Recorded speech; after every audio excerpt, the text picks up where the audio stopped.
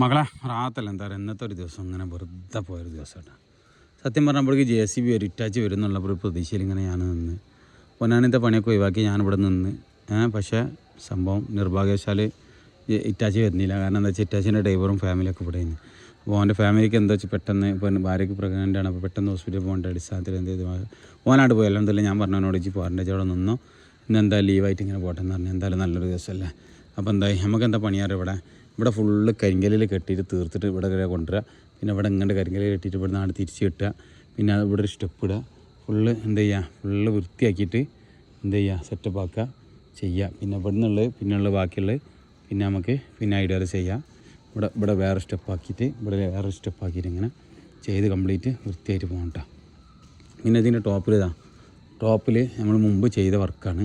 അവിടെ ആ ഭാഗത്ത് ആ കാണുന്ന ആ ഭാഗത്തു നിന്ന് കംപ്ലീറ്റ് എന്ത് ചെയ്യണം, ആ ഭാഗത്ത് നിന്ന് കംപ്ലീറ്റ് ആ കെട്ടി നേരെ ഫുള്ള് ഇവിടെ കൊടുത്തിട്ട് ഇവിടെ മുട്ടിക്കണം. പൊട്ടെല്ലാം കൊടുത്തിട്ട് കണ്ടമാനം കല്ല്, അത്യാവശ്യം കല്ലരും. ഇവിടെ ആണെങ്കിലോ വീട് നമ്മളല്ല കേട്ടോ വീടിൻ്റെ പണി എടുക്കണേ. വീടിൻ്റെ പണി ഇങ്ങനെ തകൃതിയായിട്ട് നടന്നുകൊണ്ടിരിക്കുന്നുണ്ട്. ഫുള്ള് ഇവിടെ തേപ്പ് കാര്യങ്ങൾ, ജനൽ മരങ്ങളൊക്കെ എന്താണ് പിന്നീട് വെച്ച് കൊടുക്കുക കേട്ടോ.